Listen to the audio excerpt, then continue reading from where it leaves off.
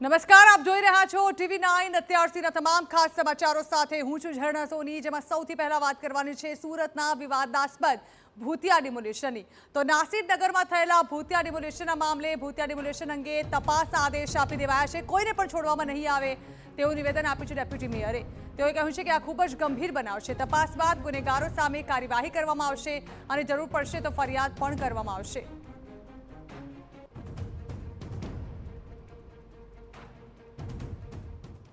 સુરત શહેરના કતારગામ દરવાજા નજીક આવેલ જે નાસિરનગર જે છે જે ડિમોલેશનની જે કાર્યવાહી થઈ હતી અને તે ક્યાંક ને ક્યાંક જે બોગસ ડિમોલેશન હોવાની જે વાત સામે આવી રહી છે। કારણ કે મહાનગરપાલિકા કહી રહ્યું છે કે અમારા દ્વારા ડિમોલેશન કરવામાં નથી આવ્યું। પોલીસ દ્વારા એમ કહેવામાં છે કે અમારા તરફથી પણ ડિમોલેશન નથી કરવામાં આવ્યું। તો આ ડિમોલેશન કોને કર્યું તે મોટો સવાલ ઊભો થઈ રહ્યો છે। તો આપણી સાથે જે ડેપ્યુટી મેયર છે તેમની સાથે વાત કરીશું।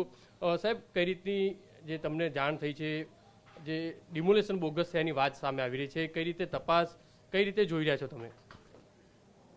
મીડિયાના માધ્યમથી અમને જાણ થઈ, જો સવાલ જવાબ જે બધા થયા એ મીડિયાના માધ્યમથી અમને ખબર પડી છે, પણ અમારી પણ ચર્ચા થઈ છે, કમિશનર સાથે પણ અમારી ચર્ચા થઈ। જે પણ આ જે બનાવ બન્યો છે એ ગંભીર બનાવ છે અને એનો તપાસ કમિશનરશ્રીના માધ્યમથી કરવામાં આવી રહ્યો છે। જે પણ ફોટોગ્રાફી કે વિડીયો જે પણ થયા છે એના માધ્યમથી બધાના તપાસ કરવામાં આવશે અને જે પણ ગુનેગાર વ્યક્તિ હશે તેને 100% સજામાં આવશે અને કોઈ પણ પ્રકારમાં સાવરી લેવામાં આવશે નહીં। સર, કેટલી ગંભીર બાબત કહી શકાય? મહાનગરપાલિકાના અધિકારીઓ તો હાજર છે, ડિમોલેશન વખતે પોલીસ હાજર છે, છતાં પણ આટલી મોટી વાતને નકારી રહ્યા છે એસએમસી।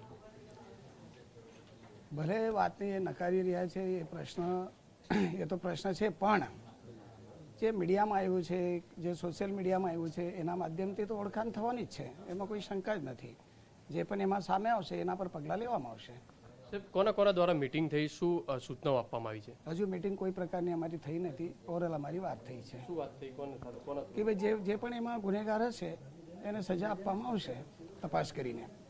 અધિકારીઓ અત્યારે રજા ઉપર ઉતરી ગયા છે, શું લાગે છે એક બાજુ આ રીતની કાર્યવાહી થઈ રહી છે અને અધિકારીઓ રજા ઉપર?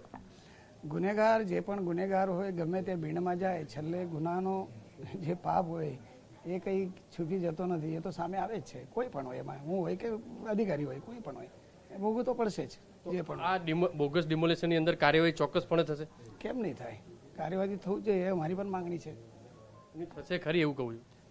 જો એ કાયદાનો વિષય છે, લીગલ એડવાઇઝરની સૂચનાના માધ્યમથી શું થશે એ તો મારાથી કંઈ કહી નહીં શકાય। પ્રજાના હિત છો, કારણ કે ડેપ્યુટી મેયર તરીકે પદ છે તમારું, તમારી પણ કેટલીક જવાબદારી બને છે। બિલકુલ પ્રજાના હિત માટે અમે 100% પ્રજાના સાથે છે।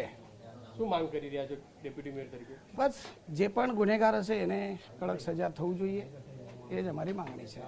જે રીતે ડેપ્યુટી મેયર જ ખુદ કહી રહ્યા છે કે તપાસની ખરેખર જો માંગ કરવામાં આવે છે અને ખરેખર જો આમાં કોઈ કસૂરવાર હોય તો તેમની સામે સજા થવી જોઈએ તેવું ડેપ્યુટી મેયર ખુદ કહી રહ્યા છે। ત્યારે હવે જોવાનું રહ્યું કે મ્યુનિસિપલ કમિશનર અથવા તો સચિવ કક્ષાના અધિકારીઓ આ ગંભીરતાથી કેટલી તપાસ કરે છે અને જે લોકો અધિકારીઓ દેખાય છે તેમની સામે કઈ રીતની કાર્યવાહી। કેમેરામેન સંજય ચંડલ સાથે બલદેવ સુથાર, TV9 સુરત। તો નાસિરનગરમાં થયેલા ભૂતિયા ડિમોલેશનનો ઉગ્ર વિરોધ કરવામાં આવી રહ્યો છે। સુરત મહાનગરપાલિકાની મુખ્ય કચેરીની બહાર હલ્લાબોલ કરવામાં આવ્યો, જેમાં કોંગ્રેસના કાર્યકરો અને અસરગ્રસ્તો જોડાયા હતા।